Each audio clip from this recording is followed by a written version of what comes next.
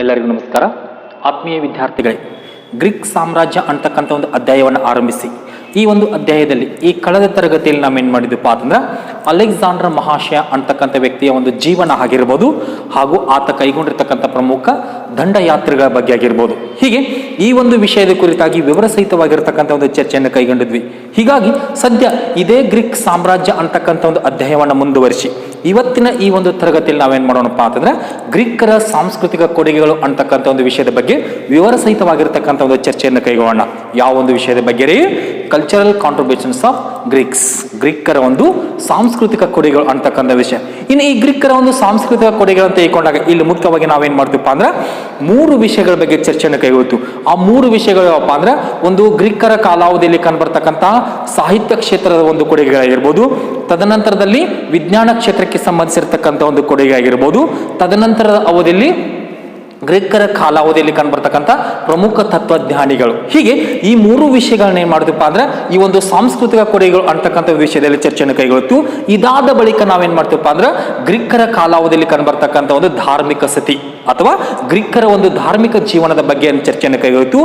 ಅದಾದ ನಂತರ ಗ್ರೀಕರ ಕಾಲಾವಧಿಯಲ್ಲಿ ಕಂಡುಬರ್ತಕ್ಕಂಥ ಕಲೆ ಮತ್ತು ವಾಸ್ತುಶಿಲ್ಪ. ಹೀಗೆ ಒಟ್ಟಾರೆ ಈ ಒಂದು ಎಲ್ಲ ವಿಷಯಗಳನ್ನ ಏನ್ ಮಾಡ್ತೀವಪ್ಪ ಅಂದ್ರೆ ಸದ್ಯದ ಅವಧಿಯಲ್ಲಿ ಚರ್ಚೆಯನ್ನು ಕೈಗೊಳ್ತೀವಿ. ಇನ್ನು ಆರಂಭಿಕವಾಗಿ ಗ್ರೀಕರ ಒಂದು ಕಲ್ಚರಲ್ ಕಾಂಟ್ರಿಬ್ಯೂಷನ್ಸ್ ಸಾಂಸ್ಕೃತಿಕ ಕೊಡುಗೆಗಳನ್ನು ತೆಗೆದುಕೊಂಡಾಗ ಇವರು ಕಲೆ, ಸಾಹಿತ್ಯ, ಸಂಗೀತ, ವಾಸ್ತುಶಿಲ್ಪ, ವಿಜ್ಞಾನ, ಇತಿಹಾಸ, ತತ್ವಶಾಸ್ತ್ರ, ತಂತ್ರಜ್ಞಾನ, ಹೀಗೆ ಈ ಒಂದು ಎಲ್ಲ ಕ್ಷೇತ್ರಗಳಿಗೆ ಸಂಬಂಧಿಸಿದಂತೆ ಅಪಾರವಾಗಿರ್ತಕ್ಕಂಥ ಒಂದು ಕೊಡುಗೆಯನ್ನು ಕೊಡ್ತಾರೆ. ಹೀಗಾಗಿ ಈ ಹಿನ್ನೆಲೆ ಇಟ್ಟುಕೊಂಡು ಈ ಗ್ರೀಕ್ ನಲ್ಲಿ ಕಂಡುಬರ್ತಕ್ಕಂಥ ಪೆರಿಕ್ಲಿಸ್ನ ಆಳ್ವಿಕೆ ನಾವೇನಂತ ಕರಿತಿದ್ದು ಹೇಳ್ರಿ?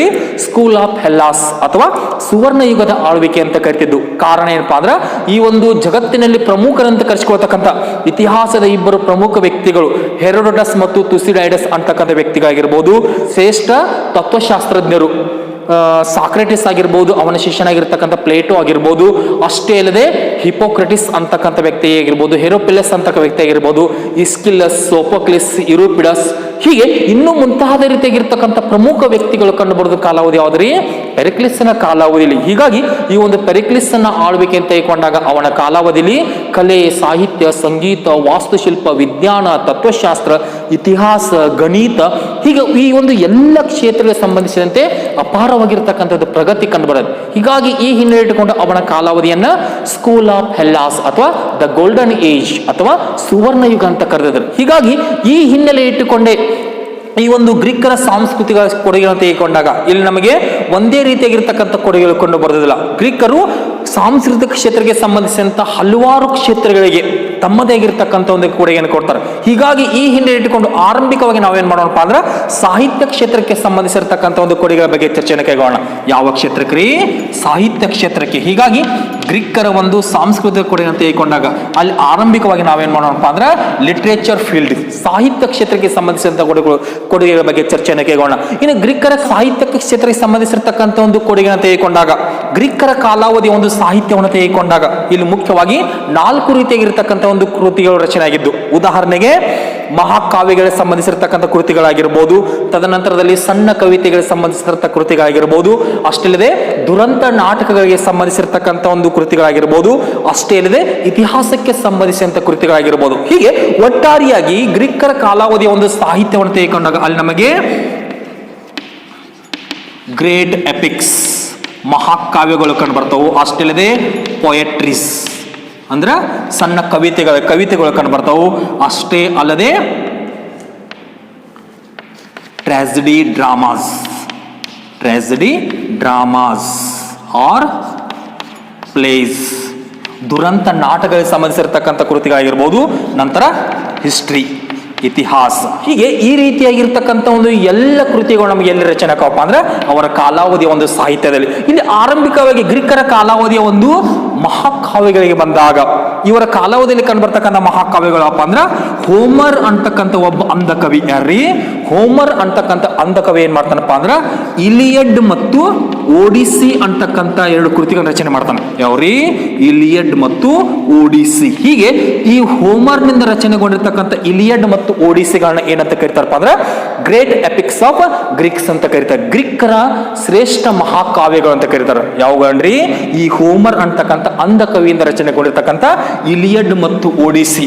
ಈ ಇಲಿಯಡ್ ಮತ್ತು ಓಡಿಸಿಗಳು ಏನ್ ಮಾಡ್ತಾವಪ್ಪ ಅಂದ್ರೆ ಗ್ರೀಕಿನ ನಗರ ರಾಜ್ಯಗಳ ಬಗ್ಗೆ ಆಗಿರ್ಬೋದು ಹಾಗೂ ಗ್ರೀಕಿನಲ್ಲಿ ಕಂಡುಬರ್ತಕ್ಕಂಥ ಪ್ರಮುಖ ಸಂಸ್ಕೃತಿಯ ಹಿನ್ನೆಲೆ ಆಗಿರ್ಬೋದು. ಹೀಗೆ ಈ ಒಂದು ಎಲ್ಲ ವಿವರಣೆ ಏನ್ ಮಾಡ್ತಾವಪ್ಪ ಅಂದ್ರೆ ಈ ಇಲಿಯಡ್ ಮತ್ತು ಓಡಿಸಿ ಅಂತಕ್ಕಂಥ ಕೃತಿಗಳು ತಿಳಿಸಿಕೊಡ್ತಾವ. ಹೀಗಾಗಿ ಗ್ರೀಕರ ಒಂದು ಸಾಹಿತ್ಯ ಕ್ಷೇತ್ರದಲ್ಲಿ ಕಂಡುಬರ್ತಕ್ಕಂಥ ಮೊದಲೇ ಒಂದು ಕೃತಿಗಳು ಯಾವಪ್ಪ ಅಂದ್ರೆ ಮಹಾಕಾವ್ಯಗಳಿಗೆ ಸಂಬಂಧಿಸಿರ್ತಕ್ಕಂಥ ಕೃತಿಗಳು ಯಾವ್ರಿ ಇಲಿಯಡ್ ಮತ್ತು ಓಡಿಸಿ. ಇನ್ನು ಅಷ್ಟೇ ಅಲ್ಲದೆ ಇವರ ಕಾಲಾವಧಿಯಲ್ಲಿ ಕವಿತೆಗಳಿಗೆ ಸಂಬಂಧಿಸಿದಂತೆ ಇಲ್ಲಿ ನಮಗೆ ಏನಾಕಪ್ಪ ಅಂದ್ರೆ ಸಣ್ಣ ಕವಿತೆಗಳು ರಚನೆ ಹಾಕವ್. ಯಾವ ರಚನೆ ಹಾಕವ್ರಿ ಸಣ್ಣ ಕವಿತೆಗಳು. ಹೀಗಾಗಿ ಈ ಒಂದು ಅವರ ಕಾಲಾವಧಿಯ ಶಾರ್ಟ್ ಪೋಯಮ್ಸ್ ಸಣ್ಣ ಕವಿತೆಗಳನ್ನ ತೆಗೆದುಕೊಂಡಾಗ ಅಲ್ಲಿ ನಮಗೇನಾಕಪ್ಪ ಅಂತಂದ್ರೆ ಭಾವಗೀತೆಗಳಿಗೆ ಸಂಬಂಧಿಸಿರ್ತಕ್ಕಂತಹ ಹಲವಾರು ಕೃತಿಗಳು ರಚನೆ ಹಾಕವ್. ಏನಕ್ಕವ್ರಿ ಭಾವಗೀತೆಗಳಿಗೆ ಸಂಬಂಧಿಸಿರ್ತಕ್ಕಂಥ ಹಲವಾರು ಸಣ್ಣ ಕವಿತೆಗಳು ರಚನೆ ಹಾಕವ್. ಹೀಗಾಗಿ ಆ ಸಂದರ್ಭದಲ್ಲಿ ನಮಗೆ ಸ್ಯಾಪೋ ಮತ್ತು ಪಿಂಡರ್ ಅಂತಕ್ಕಂಥ ಪ್ರಸಿದ್ಧ ಕವಿಯತ್ರಿಗಳು ಕಂಡು ಬರ್ತಾರೆ. ಯಾರ್ರೀ ಸ್ಯಾಪೋ ಮತ್ತು ಪಿಂಡರ್ ಅಂತಕ್ಕಂಥ ಪ್ರಮುಖ ಭಾವಗೀತೆಗೆ ರಚನೆ ಸಂಬಂಧಿಸಿರ್ತಕ್ಕಂಥ ಪ್ರಮುಖ ಕವಿಗಳು ಕಂಡು ಬರ್ತಾರೆ. ಯಾರ್ರೀ ಸ್ಯಾಪೋ ಮತ್ತು ಪಿಂಡರ್. ಹೀಗೆ ಇವ್ರು ಏನ್ ಮಾಡ್ತಾರಪ್ಪ ಅಂದ್ರೆ ಹಲವಾರು ತೆಗಿರ್ತಕ್ಕಂಥ ಒಂದು ಸಣ್ಣ ಕವಿತೆಗಳನ್ನ, ಅದರಲ್ಲೂ ಮುಖ್ಯವಾಗಿ ಭಾವಗೀತೆಗಳಿಗೆ ಸಂಬಂಧಿಸಿದ ಲಿರಿಕ್ಸ್ ಅಂತ ನಾವೇನು ಕರಿತಿರಲಿಲ್ಲ. ಹೀಗೆ ಈ ಒಂದು ಭಾವಗೀತೆಗಳಿಗೆ ಸಂಬಂಧಿಸಿರ್ತಕ್ಕಂಥ ಒಂದು ಕೃತಿಗಳನ್ನ ರಚನೆ ಮಾಡ್ತಾರೋ. ಅಷ್ಟೇ ಅಲ್ಲದೆ ಇವರ ಕಾಲಾವಧಿಯಲ್ಲಿ ಕೇವಲ ಮಹಾಕಾವ್ಯಗಳು ಮತ್ತು ಸಣ್ಣ ಕವಿತೆಗಳು ಅಷ್ಟೇ ಅಲ್ಲದೆ ಇವರ ಕಾಲಾವಧಿಯಲ್ಲಿ ನಮಗೇನಪ್ಪ ಅಂದ್ರೆ ಟ್ರಾಜಿಡಿ ಡ್ರಾಮಾಸ್ ಕಂಡು ಬರ್ತಾವ ಅಥವಾ ಟ್ರಾಜಿಡಿ ಪ್ಲೇಸ್ ಅಂತಾನೆ ಹೇಳ್ಬೋದು. ಟ್ರಾಜಿಡಿ ಡ್ರಾಮಾಸ್ ಆರ್ ಪ್ಲೇಸ್ ಅಂದ್ರೆ ದುರಂತ ನಾಟಕಗಳಿಗೆ ಸಂಬಂಧಿಸಿರ್ತಕ್ಕಂಥ ಹಲವಾರು ಕೃತಿಗಳು ರಚನೆ ಹಾಕೋ. ಯಾವ ಸಂಬಂಧಿಸಿದಂತೆ ದುರಂತ ನಾಟಕಗಳಿಗೆ ಸಂಬಂಧಿಸಿದಂತೆ. ಉದಾಹರಣೆಗೆ ಅಲ್ಲಿ ಕಂಡು ಬರ್ತಕ್ಕಂಥ ಮೊದಲ ವ್ಯಕ್ತಿ ಯಾರಪ್ಪ ಅಂದ್ರೆ ಇಸ್ಕಿಲಸ್ ಅಂತಕ್ಕಂಥ ವ್ಯಕ್ತಿ. ಯಾರ್ರೀ ಇಸ್ಕಿಲಸ್. ಈತನನ್ನ ನಾವು ದುರಂತ ನಾಟಕಗಳ ಮೂಲ ಪುರುಷ ಅಂತ ಕರಿತೀವಿ. ಯಾರನ್ರಿ ಈ ಇಸ್ಕಿಲಸ್ ಅಂತಕ್ಕಂಥ ವ್ಯಕ್ತಿ. ಈತ ಏನ್ ಮಾಡ್ತಾನಪ್ಪ ಅಂದ್ರೆ ಪ್ರೊಮೆಥಸ್ ಬೌಂಡ್. ಯಾವ್ದ್ರಿ ಪ್ರೊಮೆಥಸ್ ಬೌಂಡ್ ಮತ್ತು ಆಗಾಮೆಮ್ನನ್ ಅಂತಕ್ಕಂಥ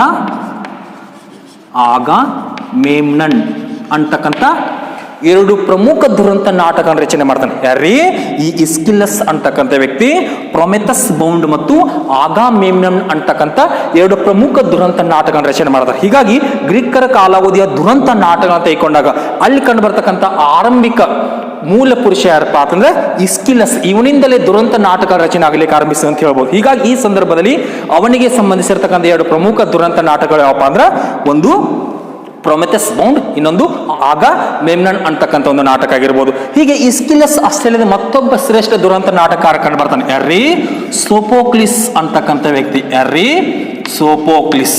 ಹೀಗೆ ಈ ಸೋಫೋಕ್ಲಿಸ್ ಅನ್ನು ಸಹ ಮುಖ್ಯವಾಗಿರ್ತಕ್ಕಂಥ ಒಂದು ನಾಟಕ ರಚನೆ ಮಾಡ್ತಾರೆ. ಹೀಗಾಗಿ ಈ ಒಂದು ಸೋಫೋಕ್ಲಿಸ್ ನ ಕಾಲಾವಧಿಯಲ್ಲಿ ಕಂಡು ಬರ್ತಕ್ಕಂಥ ಒಂದು ಮುಖ್ಯ ನಾಟಕಗಳು ಯಾವಪ್ಪ ಅಂದ್ರೆ ಒಂದು ಇಡಿಪಸ್ ರೆಕ್ಸ್, ಮತ್ತೊಂದು ಆಂಟಿಗೋನ್, 3 ಎಲೆಕ್ಟ್ರಾ. ಹೀಗೆ ಈ 3 ದುರಂತ ನಾಟಕಗಳನ್ನು ರಚನೆ ಮಾಡ್ತಾನೆ. ಯಾರ್ರೀ ಈ ಸೋಫೋಕ್ಲಿಸ್ ಅಂತಕ್ಕಂಥ ವ್ಯಕ್ತಿ. ಯಾರ ನಂತರ ರೀ ಇಸ್ಕಿಲಸ್ ನಂತರ ಕಂಡು ಬರ್ತಕ್ಕಂಥ ಮತ್ತೊಬ್ಬ ಶ್ರೇಷ್ಠ ದುರಂತ ನಾಟಕಕಾರ ಯಾರಪ್ಪ ಅಂದ್ರೆ ಸೋಫೋಕ್ಲಿಸ್ ಅಂತಕ್ಕಂಥ ವ್ಯಕ್ತಿ. ಈತನು ಸಹ 3 ನಾಟಕ ರಚನೆ ಮಾಡ್ತಾನೆ. ಒಂದು ಇಡಿಪಸ್ ರೆಕ್ಸ್ ಅಂತಕ್ಕಂಥ ಒಂದು ನಾಟಕ ಆಗಿರ್ಬೋದು, ಮತ್ತೊಂದು ಆಂಟಿಗೋನ್ ಅಂತಕ್ಕಂಥ ಒಂದು ನಾಟಕ ಆಗಿರ್ಬೋದು, ಮತ್ತೊಂದು ಎಲೆಕ್ಟ್ರಾ.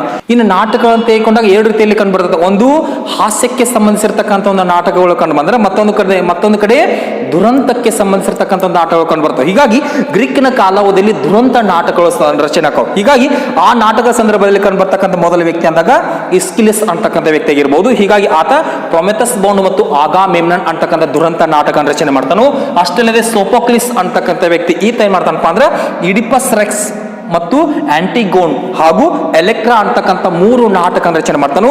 ಇವರಿಬ್ಬರ ನಂತರ ಕಂಡು ಬರ್ತಕ್ಕಂಥ ಮತ್ತೊಬ್ಬ ವ್ಯಕ್ತಿ ಯಾರಪ್ಪ ಅಂದ್ರೆ ಯೂರಿಪಿಡಸ್ ಅಂತಕ್ಕಂಥ ವ್ಯಕ್ತಿ. ಯಾರ್ರೀ ಯೂರಿಪಿಡಸ್. ಹೀಗಾಗಿ ಈತನು ಸಹ ಹಲವಾರು ದುರಂತ ನಾಟಕ ರಚನೆ ಮಾಡ್ತಾನೆ. ಅದರಲ್ಲಿ ಮುಖ್ಯವಾಗಿರ್ತಕ್ಕಂಥ ಒಂದು ಪ್ರಮುಖ ನಾಟಕ ಯಾವಪ್ಪ ಅಂತಂದ್ರೆ ಟ್ರೋಜನ್ ವಿಮನ್ ಅಂತಕ್ಕಂಥ ಒಂದು ನಾಟಕ. ಯಾವ್ದ್ರಿ ಟ್ರೋಜನ್ ವಿಮನ್. ಹೀಗೆ ಇವಿಷ್ಟು ಏನಪ್ಪಾ ಅಂತಂದ್ರೆ ಗ್ರೀಕರ ಸಾಹಿತ್ಯದಲ್ಲಿ ಕಂಡು ಬರ್ತಕ್ಕಂಥ ದುರಂತ ನಾಟಕಗಳಿಗೆ ಸಂಬಂಧಿಸಿರತಕ್ಕಂಥ ಪ್ರಮುಖ ಕೃತಿಗಳು ಅಥವಾ ಪ್ರಮುಖ ನಾಟಕ ಸಾಹಿತ್ಯ ಅಂತ ಹೇಳ್ಬೋದು. ಯಾವ್ರಿ ಇಸ್ಕಿಲಸ್ಗೆ ಸಂಬಂಧಿಸಿರ್ತಕ್ಕಂಥ ಪ್ರೊಮೆಥಸ್ ಬೌಂಡ್ ಮತ್ತು ಆಗಾಮೆಮ್ನನ್ ಆಗಿರ್ಬೋದು. ಸೋಫೋಕ್ಲಿಸ್ಗೆ ಸಂಬಂಧಿಸಿದಂತೆ ಇಡಿಪಸ್ ರೆಕ್ಸ್, ಆಂಟಿಗೋನ್ ಮತ್ತು ಎಲೆಕ್ಟ್ರಾ ಅಂತಕ್ಕಂಥ ಒಂದು ನಾಟಕ ಆಗಿರ್ಬೋದು.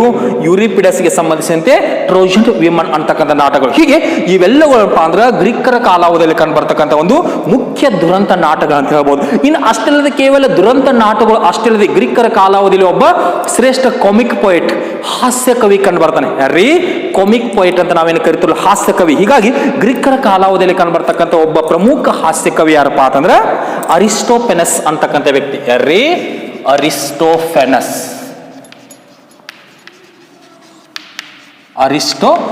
ಈತ ಒಬ್ಬ ಗ್ರೀಕರ ಕಾಲಾವಧಿಯಲ್ಲಿ ಕಂಡು ಬರ್ತಕ್ಕಂಥ ಮುಖ್ಯ ಹಾಸ್ಯ ಕವಿ ಅಂತ ಹೇಳ್ಬೋದು. ಕಾಮಿಕ್ ಪೊಯಿಟ್ ಅಂತ ನಾವೇನು ಕರಿತೀವಲ್ಲ ಆ ವ್ಯಕ್ತಿ ಈ ಅರಿಸ್ಟೋಫೆನಸ್ ಅಂತಕ್ಕಂಥ ವ್ಯಕ್ತಿ. ಇದಿಷ್ಟು ಏನಪ್ಪ ಅಂದ್ರೆ ಗ್ರೀಕರ ಕಾಲಾವಧಿಯ ಸಾಹಿತ್ಯದಲ್ಲಿ ಕಂಡು ಬರ್ತಕ್ಕಂಥ ಆರಂಭಿಕ ಕೃತಿಗಳು. ಯಾವ್ರಿ ಹೋಮರ್ನ ಇಲಿಯಡ್ ಮತ್ತು ಓಡಿಸಿ ಆಗಿರ್ಬೋದು. ಶಾರ್ಟ್ ಪೋಯಮ್, ಸಣ್ಣ ಕವಿತೆ ಅಂತ ಹೇಳ್ಕೊಂಡಾಗ ಸ್ಯಾಪ ಮತ್ತು ಪಿಂಡರ್ನಿಂದ ಹಲವಾರು ಭಾವಗೀತೆಗಳ ರಚನಕವು. ಅಷ್ಟಲ್ಲದೆ ದುರಂತ ನಾಟಕ ಅಂತ ಹೇಳ್ಕೊಂಡಾಗ ಇಸ್ಕಿಲಸ್, ಸೋಫೋಕ್ಲಿಸ್ ಮತ್ತು ಯೂರಿಪಿಡಸ್ ಇವರಿಗೆ ಸಂಬಂಧಿಸಿರ್ತಕ್ಕಂಥ ಒಂದು ಕೃತಿಗಳು ನಾಟಕ, ದುರಂತ ನಾಟಕ ರಚನಕವು. ತದನಂತರದಲ್ಲಿ ಇತಿಹಾಸಕ್ಕೆ ಸಂಬಂಧಿಸಿದಂತೆ ಯಾವುದಕ್ರಿ ಇತಿಹಾಸಕ್ಕೆ ಸಂಬಂಧಿಸಿದಂತೆ ಮುಖ್ಯವಾಗಿ 3 ಜನ ಇತಿಹಾಸಕಾರರು ಕಂಡು ಬರ್ತಾರೆ. ಉದಾಹರಣೆಗೆ ಹಿಸ್ಟರಿ, ಇತಿಹಾಸ ಕ್ಷೇತ್ರ ಅಂತ ಹೇಳ್ಕೊಂಡಾಗ ಅಲ್ಲಿ ನಮಗೆ ಹೆರೋಡೋಟಸ್, ಹೆರೋಡೋಟಸ್ ಅಂತಕ್ಕಂಥ ವ್ಯಕ್ತಿ ಕಂಡು ಬರ್ತಾನು. ಅಷ್ಟೇ ಅಲ್ಲದೆ ಮತ್ತೊಬ್ಬ ವ್ಯಕ್ತಿ ತುಸಿಡಿಡಸ್ ಅಂತಕ್ಕಂಥ, ಡೈಡಸ್ ಅಂತ ಮತ್ತೊಂದು ಕಡೆ ಕರೀತಾರೆ, ತುಸಿಡಿಡಸ್ ಅಂತಕ್ಕಂಥ ವ್ಯಕ್ತಿ ಕಂಡು ಬರ್ತಾನೆ. ಮತ್ತೊಂದು ಕಡೆ ಪ್ಲುಟಾರ್ಕ್.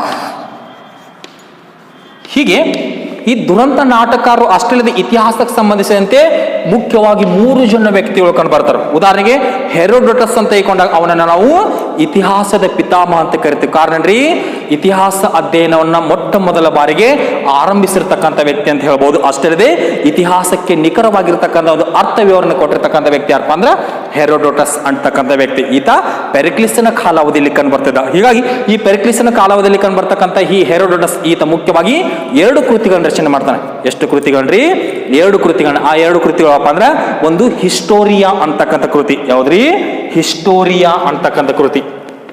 ಹೆರೋಡೋಟಸ್ ಅನ್ನ ಒಂದು ಮುಖ್ಯ ಕೃತಿಗಳ ಹಿನ್ನೆಲೆ ಬಂದಾಗ ಒಂದು ಹಿಸ್ಟೋರಿಯಾ ಅಂತಕ್ಕಂಥ ಕೃತಿ, ಮತ್ತೊಂದು the history of Persian war. ಮತ್ತೊಂದು ಯಾವ್ದ್ರಿ?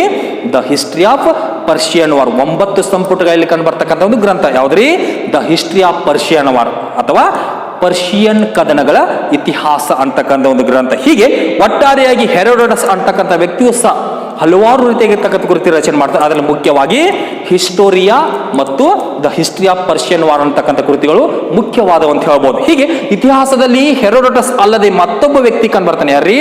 ತುಸಿಡಿಡಸ್ ಅಂತಕ್ಕಂಥ ವ್ಯಕ್ತಿ. ಇವನನ್ನ ಈ ಮತ್ತೊಂದಕ್ಕೆ ನಾವೇನಂತ ಕರಿತೀವಪ್ಪ ಅಂದ್ರೆ ಇತಿಹಾಸದ ವೈಜ್ಞಾನಿಕ ಪಿತಾಮಹ ಅಂತ ಕರಿತೀವಿ. ಕಾರಣ ಏನಪ್ಪ ಅಂದ್ರೆ ಇತಿಹಾಸ ಅಧ್ಯಯನವನ್ನ ವೈಜ್ಞಾನಿಕ ದೃಷ್ಟಿ ಇಟ್ಟುಕೊಂಡು ಅಧ್ಯಯನ ಮಾಡ್ತಾನೆ. ಹೀಗಾಗಿ ಈ ಹಿನ್ನೆಲೆ ಇಟ್ಟುಕೊಂಡು ಇತಿಹಾಸದ ವೈಜ್ಞಾನಿಕ ಪಿತಾಮಹ ಅಂತ ಕರೆಸಿಕೊಳ್ತಕ್ಕಂಥ ಈ ತುಸಿಡಿಡಸ್ ಅಂತ ಹೇಳ್ಕೊಂಡಾಗ ಈತ ಗ್ರೀಕ್ ನಲ್ಲಿ ಕಂಡು ಬರ್ತಕ್ಕಂಥ ಮತ್ತೊಬ್ಬ ಶ್ರೇಷ್ಠ ಇತಿಹಾಸಕಾರ. ಹೀಗಾಗಿ ಈತನು ಸಹ ಏನ್ ಮಾಡ್ತಾನಪ್ಪ ಅಂದ್ರೆ ಒಂದು ಮುಖ್ಯವಾಗಿರ್ತಕ್ಕಂಥ ಕೃತಿಯನ್ನು ರಚನೆ ಮಾಡ್ತಾನೆ.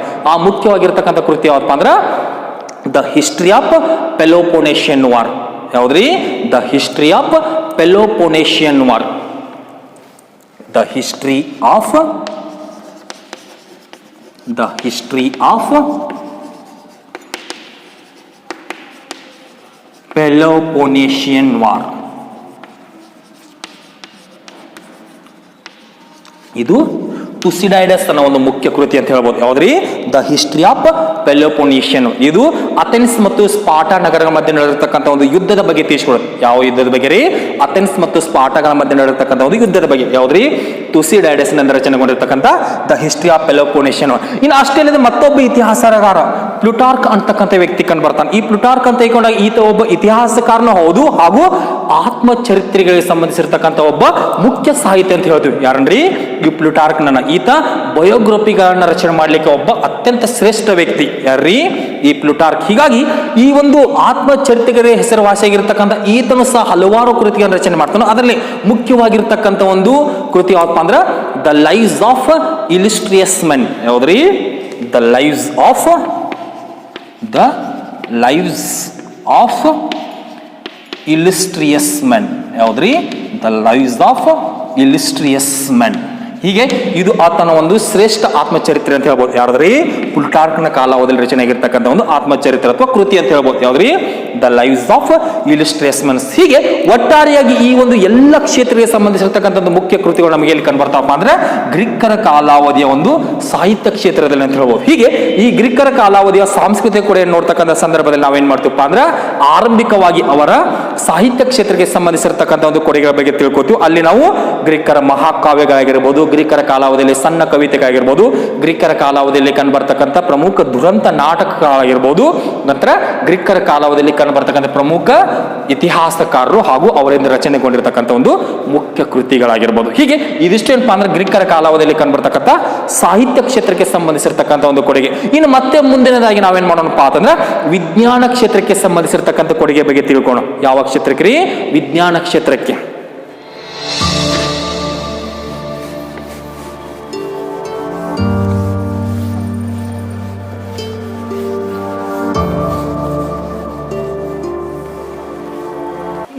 ಗ್ರೀಕರ ಕಾಲಾವಧಿಯಲ್ಲಿ ಕಂಡುಬರ್ತಾ ಸಾಹಿತ್ಯ ಕ್ಷೇತ್ರದ ಒಂದು ಕೊಡುಗೆಯನ್ನು ನೋಡಿದ ನಂತರ ಎರಡನೇದಾಗಿ ನಾವೇನ್ ಮಾಡೋಣಪ್ಪ ಅಂತಂದ್ರೆ ಸೈನ್ಸ್, ವಿಜ್ಞಾನ ಕ್ಷೇತ್ರಕ್ಕೆ ಸಂಬಂಧಿಸಿರ್ತಕ್ಕಂಥ ಒಂದು ಕೊಡುಗೆಗಳ ಬಗ್ಗೆ ತಿಳ್ಕೊಳ್ಳೋಣ. ಉದಾಹರಣೆಗೆ ಗ್ರೀಕರ ಕಾಲಾವಧಿಯ ಒಂದು ವಿಜ್ಞಾನ ತೆಗೆದುಕೊಂಡಾಗ ಇಲ್ಲಿ ಸಸ್ಯಶಾಸ್ತ್ರಕ್ಕೆ ಸಂಬಂಧಿಸಿದಂತೆ ಆಗಿರ್ಬೋದು, ಅಂಗರಚನಾಶಾಸ್ತ್ರಕ್ಕೆ ಸಂಬಂಧಿಸಿದಂತೆ ಆಗಿರ್ಬೋದು, ವೈದ್ಯಶಾಸ್ತ್ರಕ್ಕೆ ಸಂಬಂಧಿಸಿದಂತೆ ಆಗಿರ್ಬೋದು, ನಂತರ ನಿಸರ್ಗ ವಿಜ್ಞಾನಕ್ಕೆ ಸಂಬಂಧಿಸಿದಂತೆ ಆಗಿರ್ಬೋದು. ಹೀಗೆ ಈ ಒಂದು ಎಲ್ಲ ಕ್ಷೇತ್ರಕ್ಕೆ ಸಂಬಂಧಿಸಿರ್ತಕ್ಕಂಥ ಒಂದು ಕೃತಿಗಳು ರಚನೆ ಹಾಕೋ. ಯಾರ ಕಾಲಾವಧಿಯಲ್ಲಿ? ಈ ಒಂದು ಗ್ರೀಕರ ಕಾಲಾವಧಿಯಲ್ಲಿ. ಅದು ಯಾವ ಕ್ಷೇತ್ರದಲ್ಲಿ? ಅವರ ಕಾಲಾವಧಿ ಒಂದು ವಿಜ್ಞಾನ ಕ್ಷೇತ್ರ. ಇನ್ನು ಅವರ ಕಾಲಾವಧಿ ವಿಜ್ಞಾನ ಕ್ಷೇತ್ರದಲ್ಲಿ ಕಂಡುಬರ್ತಕ್ಕಂಥ ಆರಂಭಿಕ ವ್ಯಕ್ತಿ ಯಾರಪ್ಪ ಅಂದ್ರೆ ಅರಿಸ್ಟಾಟಲ್ ಅಂತಕ್ಕಂಥ ವ್ಯಕ್ತಿ. ಯಾರ್ರೀ? ಈ ಅರಿಸ್ಟಾಟಲ್.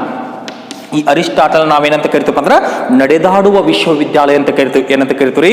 ನಡೆದಾಡುವ ವಿಶ್ವವಿದ್ಯಾಲಯ.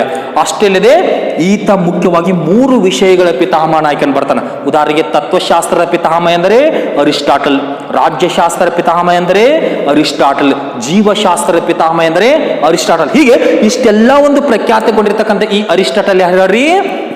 ಜಗತ್ತಿನ ಮೊದಲ ಸರ್ವಾಧಿಕಾರಿಯಾಗಿರ್ತಕ್ಕಂಥ ಅಲೆಕ್ಸಾಂಡರ್, ಅವನ ಒಬ್ಬ ಪ್ರಮುಖ ಗುರು ಯಾರೀ? ಈ ಅರಿಸ್ಟಾಟಲ್. ಈ ಅರಿಸ್ಟಾಟಲ್ ಗ್ರೀಕ್ ನಲ್ಲಿ ಏನ್ ಮಾಡ್ತಾನಪ್ಪ ಅಂದ್ರೆ ಮೊಟ್ಟ ಮೊದಲ ಬಾರಿಗೆ ನ್ಯಾಚುರಲ್ ಸೈನ್ಸ್, ನೈಸರ್ಗಿಕ ವಿಜ್ಞಾನಕ್ಕೆ ತಳದಿ ಹಾಕ್ತಾನೆ. ಯಾವ ವಿಜ್ಞಾನಕ್ಕೆ? ನೈಸರ್ಗಿಕ ವಿಜ್ಞಾನಕ್ಕೆ ತಳದಿ ಹಾಕಿ ಆ ಒಂದು ನೈಸರ್ಗಿಕ ವಿಜ್ಞಾನದ ಒಂದು ಅಧ್ಯಯನವನ್ನು ಆರಂಭಿಸ್ತಾನೆ. ಯಾರೀ? ಇದೇ ಅರಿಸ್ಟಾಟಲ್. ಹೀಗೆ ಈ ಒಂದು ಅರಿಸ್ಟಾಟಲ್ ನಿಂದಾಗಿ ಈ ಒಂದು ಗ್ರೀಕ್ ನಲ್ಲಿ ಏನಕ್ಕಪ್ಪ ಅಂದ್ರೆ ನೈಸರ್ಗಿಕ ವಿಜ್ಞಾನ ಅಥವಾ ನ್ಯಾಚುರಲ್ ಸೈನ್ಸ್. ಹೀಗಾಗಿ ಈ ಒಂದು ಅಧ್ಯಯನಕ್ಕೆ ಸಂಬಂಧಿಸಿದಂತೆ ಅಪಾರ ಕೊಡುಗೆಯನ್ನು ಕೊಡ್ತಾನೆ. ಯಾರೀ? ಅರಿಸ್ಟಾಟಲ್. ಹೀಗೆ ಈ ಒಂದು ವಿಜ್ಞಾನ ಕ್ಷೇತ್ರದಲ್ಲಿ ಅರಿಸ್ಟಾಟಲ್ ಅಷ್ಟೇ ಅಲ್ಲದೆ ಈ ಅರಿಸ್ಟಾಟಲ್ ನಂತರ ಇವನ ಶಿಷ್ಯನಾಗಿ ಕಂಡು ಬರ್ತಕ್ಕಂಥ ಒಬ್ಬ ಪ್ರಮುಖ ವ್ಯಕ್ತಿ ಆತ ಯಾರಪ್ಪ ಅಂತಂದ್ರ ಥಿಯೋಫ್ರೆಸ್ಟಾಸ್ ಅಂತಕ್ಕಂಥ ವ್ಯಕ್ತಿ. ಯಾರೀ? ಥಿಯೋಫ್ರೆಸ್ಟಾಸ್. ಈತ ಏನ್ ಮಾಡ್ತಾನಪ್ಪ ಅಂದ್ರ ಬಾಟನಿ ಕ್ಷೇತ್ರಕ್ಕೆ ಸಂಬಂಧಿಸಿದಂತೆ ಒಂದು ತನ್ನದೇ ಆಗಿರ್ತಕ್ಕಂಥ ಕೊಡುಗೆಯನ್ನು ಕೊಡ್ತಾನೆ. ಯಾವ ಕ್ಷೇತ್ರ ರೀ? ಬಾಟನಿ, ಸಸ್ಯಶಾಸ್ತ್ರ ಕ್ಷೇತ್ರಕ್ಕೆ ಸಂಬಂಧಿಸಿರ್ತಕ್ಕಂಥ ಒಂದು ಅಪಾರ ಕೊಡುಗೆಯನ್ನು ಕೊಡ್ತಾನೆ. ಕಾರಣ ಏನಪ್ಪಾ ಅಂದ್ರ ಈತ ಸಸ್ಯಶಾಸ್ತ್ರದಲ್ಲಿ ಹಲವಾರು ರೀತಿಯಾಗಿರ್ತಕ್ಕಂಥ ಒಂದು ಗ್ರಂಥಗಳ ರಚನೆ ಮಾಡಿ ಆತ ಏನ್ ಮಾಡ್ತಾನಪ್ಪ ಅಂದ್ರ ಸಸ್ಯಶಾಸ್ತ್ರದ ಒಂದು ಅಧ್ಯಯನವನ್ನ ಮತ್ತಷ್ಟು ಹೆಚ್ಚಿಗೆಗೊಳಿಸ್ತಾ ಅಂತ ಹೇಳ್ಬೋದು. ಯಾರೀ? ಈ ಥಿಯೋಫ್ರೆಸ್ಟಾಸ್ ಅಂತಕ್ಕಂಥ ವ್ಯಕ್ತಿ. ಯಾರೀ? ಈತ ಅರಿಸ್ಟಾಟಲ್ನ ಶಿಷ್ಯ. ಪುಪಿಲ್ ಅಂತ ಹೇಳ್ತಿರಲ್ಲ, ಪುಪಿಲ್ ಅಂದ್ರೆ ಶಿಷ್ಯ. ಹೀಗಾಗಿ ಈ ಅರಿಸ್ಟಾಟಲ್ ನಂತರ ಕಂಡು ಬರ್ತಕ್ಕಂಥ ಥಿಯೋಫ್ರೆಸ್ಟಾಸ್ ಏನ್ ಮಾಡ್ತಾನಪ್ಪ ಅಂದ್ರೆ ಸಸ್ಯಶಾಸ್ತ್ರ ಕ್ಷೇತ್ರಕ್ಕೆ ಸಂಬಂಧಿಸಿರ್ತಕ್ಕಂಥ ಒಂದು ಕೊಡುಗೆಯನ್ನು ಕೊಡ್ತಾನು. ಇನ್ನು ಇವರಿಬ್ಬರ ನಂತರ ಕಂಡು ಬರ್ತಕ್ಕಂಥ ಮತ್ತೊಬ್ಬ ವ್ಯಕ್ತಿ ಯಾರಪ್ಪ ಅಂತಂದ್ರ ಹಿಪೋಕ್ರಟಿಸ್ ಅಂತಕ್ಕಂಥ ವ್ಯಕ್ತಿ. ಯಾರೀ? ಹಿಪೋಕ್ರಟಿಸ್. ಈತ ಏನ್ ಮಾಡ್ತಾನಪ್ಪ ಅಂದ್ರ ಮೆಡಿಸಿನ್ ಅಂದ್ರ ವೈದ್ಯಶಾಸ್ತ್ರಕ್ಕೆ ಸಂಬಂಧಿಸಿರ್ತಕ್ಕಂಥ ಒಂದು ಅಪಾರ ಕೊಡುಗೆಯನ್ನು ಕೊಡ್ತಾರೆ. ಹೀಗಾಗಿ ಈ ಹಿನ್ನೆಲೆ ಇಟ್ಕೊಂಡು ಈ ಹಿಪೋಕ್ರಟಿಸ್ ನಾವೇನಂತ ಕರಿತೀವಪ್ಪ ಅಂದ್ರ ಫಾದರ್ ಆಫ್ ಮೆಡಿಸಿನ್ ಅಂತ ಕರಿತೀವಿ. ಏನಂತ ಕರಿತೀವಿ? ಫಾದರ್ ಆಫ್ ಮೆಡಿಸಿನ್ ಅಂದ್ರ ವೈದ್ಯಶಾಸ್ತ್ರದ ಪಿತಾಮಹ ಅಂತ ಕರಿತೀವಿ. ಯಾರನ್ರಿ? ಈ ಹಿಪೋಕ್ರಟಿಸ್ ನನ್ನ. ಹೀಗಾಗಿ ಈ ಗ್ರೀಕ್ ನಲ್ಲಿ ಕಂಡು ಬರ್ತಕ್ಕಂಥ ಹಿಪೋಕ್ರಟಿಸ್ ಏನ್ ಮಾಡ್ತಾನಪ್ಪ ಅಂದ್ರ ವೈದ್ಯಶಾಸ್ತ್ರಕ್ಕೆ ಒಂದು ತಳಪಾಯವನ್ನು ಹಾಕಿ ಕೊಡ್ತಾನೋ. ಅಷ್ಟೇ ಅಲ್ಲದೆ ಮನುಷ್ಯನಿಗೆ ರೋಗ ರುಜಿನಗಳಾಗಿರ್ಬೋದು ಹಾಗೂ ಪ್ರಮುಖವಾಗಿರ್ತಕ್ಕಂಥ ಒಂದು ಕಾಯಿಲೆಗಳು ಬರುವುದು ಸಹಜವಾಗಿಯೇ ಹೊರತು ದೆವ್ವ ಮತ್ತು ಭೂತಗಳಿಂದಲ್ಲ ಅಂತ ಹೇಳ್ತಾನೆ. ಯಾರೀ? ಇದೇ ಹಿಪೋಕ್ರಟಿಸ್ ಅಂತಕ್ಕಂಥ ವ್ಯಕ್ತಿ. ಹೀಗಾಗಿ ಮನುಷ್ಯನಿಗೆ ಅನಾರೋಗ್ಯ ಮತ್ತು ಗಂಭೀರ ಕಾಯಿಲೆಗಳು ಸಹಜವಾಗಿ ಬರುತ್ತವೆ ಹೊರತು ದೆವ್ವ ಭೂತಗಳಿಂದಲ್ಲ ಅಂತ ಹೇಳ್ತಾನೆ. ಅಷ್ಟೇ ಅಲ್ಲದೆ ವೈದ್ಯಶಾಸ್ತ್ರಕ್ಕೆ ಒಂದು ಮುಖ್ಯ ಅಡಿಪಾಯವನ್ನು ಹಾಕಿಕೊಡುವ ಸಲುವಾಗಿ ಹಲವಾರು ಗ್ರಂಥಗಳನ್ನು ರಚನೆ ಮಾಡ್ತಾನೆ. ಆ ಸಂದರ್ಭದಲ್ಲಿ ಈತ ವೈದ್ಯಶಾಸ್ತ್ರದ ಒಂದು ಪ್ರಮುಖ ಅಧ್ಯಯನವನ್ನು ಆರಂಭಿಸ್ತಾನೆ. ಯಾರೀ?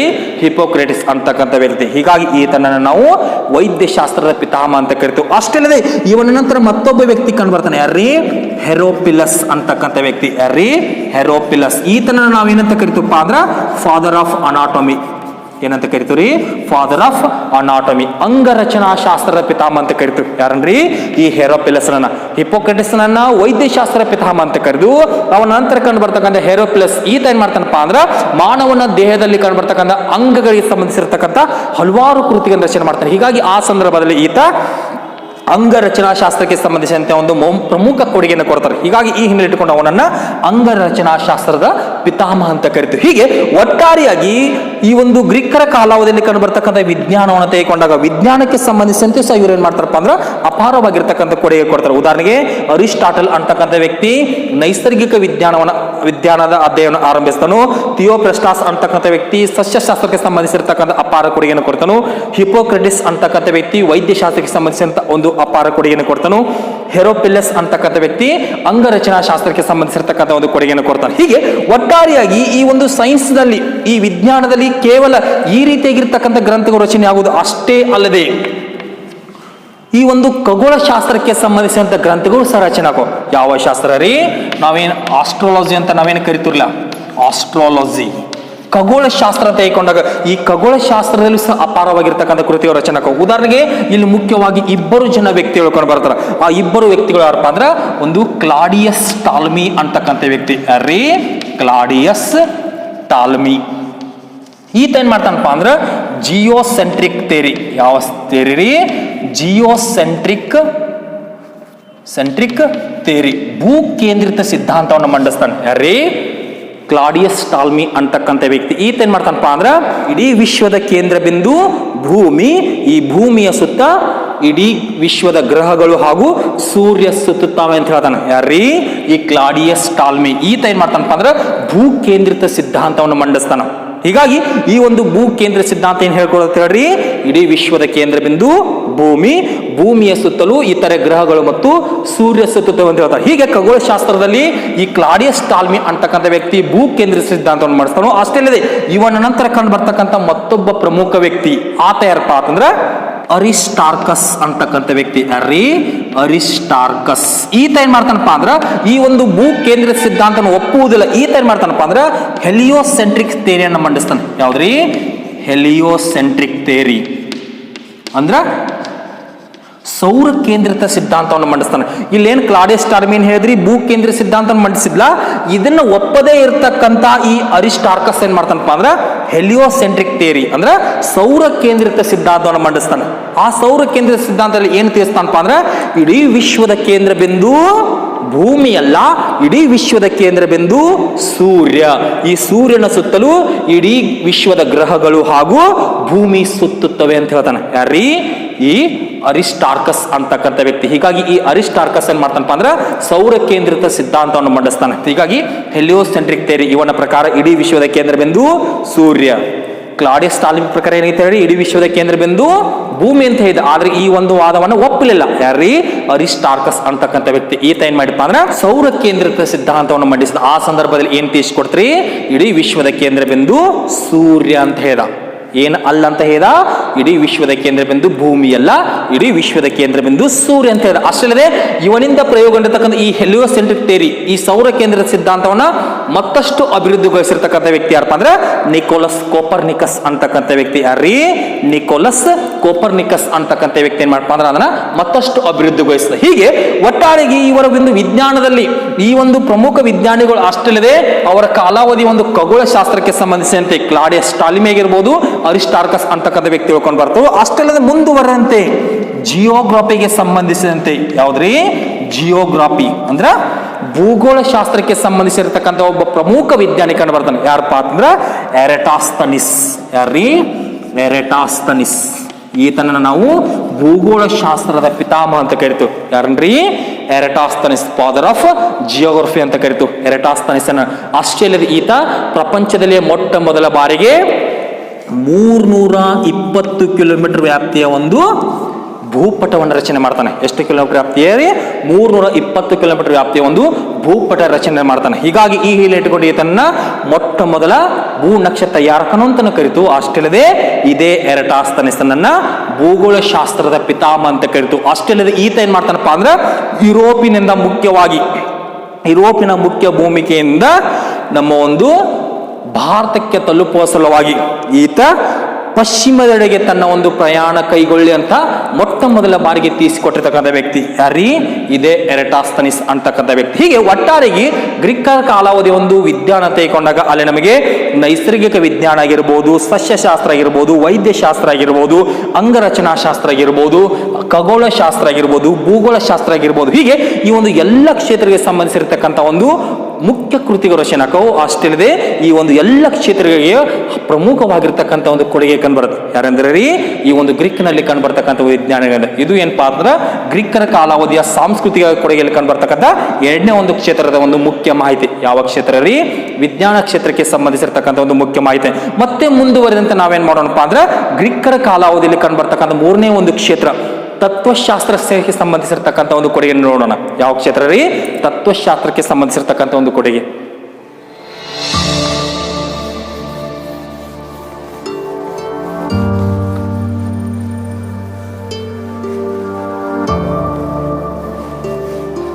ಹೀಗೆ ಈ ಒಂದು ಗ್ರೀಕರ ಕಾಲಾವಧಿಯಲ್ಲಿ ಕಂಡುಬರ್ತಕ್ಕಂಥ ವಿಜ್ಞಾನದಲ್ಲಿ ಅಲ್ಲಿ ಕಂಡುಬರ್ತಕ್ಕಂಥ ಒಂದು ಮುಖ್ಯ ಕೊಡುಗೆ ನೋಡಿದ ನಂತರ ಅದರ ಜೊತೆಗಿನ ಅವರ ಕಾಲಾವಧಿಯ ಒಂದು ಮ್ಯಾಥಮೆಟಿಕ್ಸ್ ಗಣಿತವನ್ನು ತೆಗೆದುಕೊಂಡಾಗ, ಯಾವ್ದ್ರಿ? ಮ್ಯಾಥಮೆಟಿಕ್ಸ್ ಗಣಿತವನ್ನು ತೆಗೆದುಕೊಂಡಾಗ ಅವರ ಕಾಲಾವಧಿಯಲ್ಲಿ ಗಣಿತ ಶಾಸ್ತ್ರಕ್ಕೆ ಸಂಬಂಧಿಸಿದಂಥ ಮುಖ್ಯ ವಿಜ್ಞಾನಿಗಳು ಕಂಡು ಬರ್ತಾರೆ. ಅದರಲ್ಲೂ ಗಣಿತ ಶಾಸ್ತ್ರದಲ್ಲಿ ರೇಖಾಗಣಿತಕ್ಕೆ ಸಂಬಂಧಿಸಿರ್ತಕ್ಕಂಥ ಪ್ರಮುಖ ವ್ಯಕ್ತಿ ಹೇಳ್ಕೊಂಡು ಬರ್ತಾರೆ. ಉದಾಹರಣೆಗೆ ಪೈಥಾಗೊರಸ್ ಅಂತಕ್ಕಂಥ ವ್ಯಕ್ತಿ ಆಗಿರ್ಬೋದು, ನಂತರ ಯುಕ್ಲಿಡ್ ಅಂತಕ್ಕಂಥ ವ್ಯಕ್ತಿ ಆಗಿರ್ಬೋದು. ಯಾರ್ರೀ?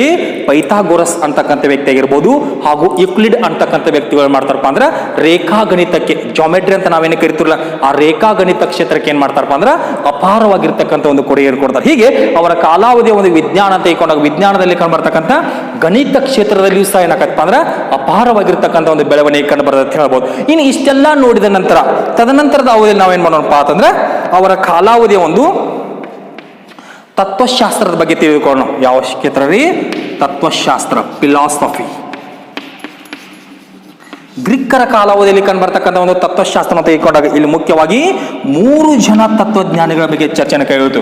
ಎಷ್ಟು ಜನ ತತ್ವಜ್ಞಾನಿಗಳ ಬಗ್ಗೆ ರೀ? 3 ಜನ ತತ್ವಜ್ಞಾನಿಗಳು. ಇವರು ಜಗತ್ತಿನಲ್ಲೇ ಮೊಟ್ಟ ಮೊದಲ ಬಾರಿ ಕಂಡುಬರ್ತಕ್ಕಂಥ ತತ್ವಜ್ಞಾನಿ ಅಂತ ಹೇಳ್ಬೋದು. ತತ್ವಶಾಸ್ತ್ರ ಕ್ಷೇತ್ರಕ್ಕೆ ಅಪಾರವಾಗಿರ್ತಕ್ಕಂಥ ಒಂದು ಕೊಡುಗೆ. ಅದರಲ್ಲಿ ಆರಂಭಿಕವಾಗಿ ಈ 3 ಜನ ತತ್ವಜ್ಞಾನಿಗಳು ನೋಡೋಕ್ಕಿಂತ ಮುಂಚೆ ಮೂಲತಃ ತತ್ವಶಾಸ್ತ್ರ ಅಂತಕ್ಕಂಥ ಒಂದು ಪದದ ಹಿನ್ನೆಲೆಗೆ ಬಂದಾಗ ಮೂಲತಃ ನಾವೇನು ಇಂಗ್ಲಿಷ್ನಲ್ಲಿ ಫಿಲಾಸಫಿ ಅಂತ ನಾವೇನು ಕರಿತಿರ್ಲ, ಈ ಒಂದು ಫಿಲಾಸಫಿ ಅಂತಕ್ಕಂಥ ಪದ ಬಂದಿದ್ದು ಮೂಲತಃ ಗ್ರೀಕ್ ಭಾಷೆಯಿಂದ. ಹೀಗಾಗಿ ಈ ಗ್ರೀಕ್ ಭಾಷೆಯಲ್ಲಿ ಕಂಡು ಬರ್ತಕ್ಕಂಥ ಫಿಲಾಸಫಿಯಾ ಅಂತಕ್ಕಂಥ ಒಂದು ಪದದಿಂದ, ಯಾವುದ್ರಿ? ಈ ಗ್ರೀಕ್ ಭಾಷೆಯಲ್ಲಿ ಕಂಡು ಬರ್ತಕ್ಕಂಥ ಫಿಲಾಸಫಿಯಾ ಅಂತಕ್ಕಂಥ ಒಂದು ಪದದಿಂದ ಏನಕ್ಕಪ್ಪ ಅಂದ್ರೆ ಈ ಒಂದು ಫಿಲಾಸಫಿ ಅಂತಕ್ಕಂಥ ಪದ ಬರುತ್ತೆ. ಹೀಗಾಗಿ ಇಂಗ್ಲಿಶಿನ ಫಿಲಾಸಫಿ ಎಂಬ ಪದ ಬಂದಿದ್ದು ಗ್ರೀಕ್ ಭಾಷೆಯ ಫಿಲಾಸಫಿಯಾ ಎಂಬ ಪದದಿಂದ. ಹೀಗಾಗಿ ಫಿಲಾಸಫಿಯಾ ಎಂದರೆ ಲವ್ ಆಫ್ ವಿಸ್ಡಮ್ ಎಂದರ್ಥ. ಫಿಲಾಸಫಿ ಅಂದ್ರೆ ಏನ್ರಿ? ಲವ್ ಆಫ್ ವಿಸ್ಡಮ್ ಅಂದ್ರ ಅರಿವಿನ ಬಗ್ಗೆ ಪ್ರೀತಿ ಎಂದರ್ಥ. ಫಿಲಾಸಫಿ ಅಂದ್ರೆ ಏನ್ರಿ? ಅರಿವಿನ ಬಗ್ಗೆ ಪ್ರೀತಿ ಎಂದರ್ಥ. ಲವ್ ಆಫ್ ವಿಸ್ಡಮ್ ಇದಿಷ್ಟೇನಪ್ಪ ಅಂದ್ರೆ ಫಿಲಾಸಫಿ ಅಥವಾ ತತ್ವಶಾಸ್ತ್ರ ಪದದ ಒಂದು ಅರ್ಥ. ಕನ್ನಡದಲ್ಲಿ ತತ್ವಶಾಸ್ತ್ರ, ಇಂಗ್ಲಿಷ್ನಲ್ಲಿ ಫಿಲಾಸಫಿ. ಇಂಗ್ಲಿಶಿನ ಫಿಲಾಸಫಿ ಎಂಬ ಪದ ಬಂದಿದ್ದು ಗ್ರೀಕ್ ಭಾಷೆಯಿಂದ. ಗ್ರೀಕ್ ಭಾಷೆ ಯಾವ ಪದದಿಂದ ರೀ? ಫಿಲಾಸಫಿಯಾ ಎಂಬ ಪದದಿಂದ. ಹೀಗಾಗಿ ಫಿಲಾಸಫಿ ಅಂದರೆ ಅರಿವಿನ ಬಗ್ಗೆ ಪ್ರೀತಿ ಎಂದರ್ಥ, ಲವ್ ಆಫ್ ವಿಸ್ಡಮ್. ಇನ್ನು ಈ ತತ್ವಶಾಸ್ತ್ರ ಅಂತ ಹೇಳ್ಕೊಂಡಾಗ ಇದು ಏನನ್ನು ಒಳಗೊಂಡಿರ್ತದೆ ಹೇಳ್ರಿ? ಇದು ಆಧ್ಯಾತ್ಮಿಕತೆಯನ್ನು ಒಳಗೊಂಡಿರ್ತದೆ. ಆಧ್ಯಾತ್ಮಿಕತೆಯನ್ನು ಅಷ್ಟೇ ವೈಚಾರಿಕತೆಯ ಒಂದು ಮೌಲ್ಯಗಳನ್ನು ಒಳಗೊಂಡಿರ್ತಕ್ಕಂಥ ಒಂದು ಅಧ್ಯಯನ. ಹೀಗಾಗಿ ಈ ಒಂದು ಗ್ರೀಕರ ಕಾಲಾವಧಿಯಲ್ಲಿ ಕಂಡುಬರ್ತಕ್ಕಂಥ ತತ್ವಜ್ಞಾನವನ್ನು ನೋಡ್ತಕ್ಕಂಥ ಸಂದರ್ಭದಲ್ಲಿ ಅವರ ಕಾಲಾವಧಿಯಲ್ಲಿ ಆರಂಭಿಕವಾಗಿ ಡೆಮಾಕ್ರಟಿಸ್ ಅಂತಕ್ಕಂಥ ಒಬ್ಬ ಪ್ರಾಚೀನ ತತ್ವಜ್ಞಾನಿ ಕಂಡು ಬರ್ತಾನೆ ರೀ, ಡೆಮಾಕ್ರಟಿಸ್. ಹೀಗಾಗಿ ಈ ಡೆಮಾಕ್ರಟಿಸ್ ಅಂತ ಹೇಳ್ಕೊಂಡಾಗ ಈತ ಗ್ರೀಕ್ ನಲ್ಲಿ ಕಂಡು ಬರ್ತಕ್ಕಂಥ ಒಬ್ಬ ಪ್ರಾಚೀನ ತತ್ವಜ್ಞಾನಿ. ಹೀಗಾಗಿ ಈ ತತ್ವಜ್ಞಾನಿಯನ್ನು ಹೊರತುಪಡಿಸಿದ ಗ್ರೀಕ್ ಕಂಡಿರ್ತಕ್ಕಂಥ 3 ಜನ ಶ್ರೇಷ್ಠ ತತ್ವಜ್ಞಾನಿಗಳು ಯಾರಪ್ಪ ಅಂದ್ರೆ ಒಂದು ಸಾಕ್ರೆಟಿಸ್ ಅಂತಕ್ಕಂಥ ವ್ಯಕ್ತಿ ರೀ, ಸಾಕ್ರೆಟಿಸ್ ಅಂತಕ್ಕಂಥ ವ್ಯಕ್ತಿ. 2 ಅವನ ಶಿಷ್ಯನಾಗಿರ್ತಕ್ಕಂಥ ಪ್ಲೇಟೋ ಅಂತಕ್ಕಂಥ ವ್ಯಕ್ತಿ. 3 ಅವನ ಶಿಷ್ಯನಾಗಿರ್ತಕ್ಕಂಥ ಅರಿಸ್ಟಾಟಲ್. ಹೀಗೆ ಈ ಮೂರು ಜನ ವ್ಯಕ್ತಿಗಳು ಯಾರಪ್ಪ ಅಂದ್ರೆ ಗ್ರೀಕ್ ಕಂಡಿರ್ತಕ್ಕಂಥ ಶ್ರೇಷ್ಠ ತತ್ವಜ್ಞಾನಿಗಳು. ಯಾರ್ಯಾರ್ರಿ? Socrates, Plato, Aristotle. ಅದರಲ್ಲಿ ಸಾಕ್ರೆಟಿಸ್ ಅಂತ ತೆಗೆದುಕೊಂಡಾಗ ಈತ ಗ್ರೀಕ್ ನಲ್ಲಿ ಕಂಡು ಬರ್ತಕ್ಕಂಥ ಮೊದಲ ತತ್ವಜ್ಞಾನಿ ಅಂತ ಹೇಳ್ಬೋದು. ಯಾರ ನಂತರ? ಡೆಮೋಕ್ರಟಿಸ್ ನಂತರ. ಆತ ಒಬ್ಬ ಪ್ರಾಚೀನ ತತ್ವಜ್ಞಾನಿ. ಅವನನ್ನು ಹೊರತುಪಡಿಸಿದ್ರೆ ಗ್ರೀಕಿನ ಒಂದು ತತ್ವಶಾಸ್ತ್ರ ಆರಂಭವಾದಂತಹ ಸಂದರ್ಭದಲ್ಲಿ ಅಲ್ಲಿ ಕಂಡು ಬರ್ತಕ್ಕಂಥ ಮೊದಲ ಒಬ್ಬ ತತ್ವಜ್ಞಾನಿ ಯಾರಪ್ಪ ಅಂದ್ರೆ ಈ ಒಬ್ಬ ಸಾಕ್ರೆಟಿಸ್ ಅಂತ ಹೇಳ್ಬೋದು. ಹೀಗಾಗಿ ಈ ಸಾಕ್ರೆಟಿಸ್ ನಾವೇನಂತ ಕರಿತೀವಪ್ಪ ಅಂತಂದ್ರೆ ಬುದ್ಧಿವಂತರಲ್ಲಿ ಬುದ್ಧಿವಂತ ಅಂತ ಕರಿತೀವಿ. ಯಾರನ್ರಿ? ಈ ಸಾಕ್ರೆಟಿಸ್ ಏನಂತ ಕರಿತೀವಿ? ಬುದ್ಧಿವಂತರಲ್ಲಿ ಬುದ್ಧಿವಂತ. ಕಾರಣ ಏನಪ್ಪಾ ಅಂದ್ರೆ ಈತ ಸಮಾಜದಲ್ಲಿ ಇರ್ತಕ್ಕಂಥ ಒಂದು ಅಂಧ ಆಚರಣೆಗಳನ್ನ ವಿರೋಧ ಮಾಡ್ಲಿಕ್ಕೆ ಆರಂಭಿಸ್ತಾನೆ. ಹೀಗಾಗಿ ಆ ಸಂದರ್ಭದಲ್ಲಿ ಈ ಒಂದು ಸಮಾಜದಲ್ಲಿ ಇರ್ತಕ್ಕಂಥ ಒಂದು ಮೂಢನಂಬಿಕೆ ಮತ್ತು ಅಂಧ ಆಚರಣೆಗಳನ್ನ ಹೋಗಲಾಡಿಸಿ ಎಲ್ಲ ಜನರಲ್ಲಿ ವೈಚಾರಿಕತೆಯನ್ನು ತರುವ ಸಲುವಾಗಿ ಏನ್ ಮಾಡ್ತಾನಪ್ಪ ಅಂದ್ರೆ ಎಲ್ಲ ಜನರೊಂದಿಗೆ ಸೇರಿಕೊಂಡು ಅವರ ಜೊತೆ ಏನ್ ಮಾಡ್ತಾನಪ್ಪ ಅಂದ್ರೆ ಚರ್ಚೆ ಮತ್ತು ಪ್ರಶ್ನೆಗಳನ್ನ ಕೇಳುವ ಮುಖಾಂತರವಾಗಿ ತನ್ನ ಒಂದು ಆಧ್ಯಾತ್ಮಿಕ ಧ್ಯಾನವನ್ನು ಆರಂಭಿಸ್ತಾನೆ. ಯಾರೀ?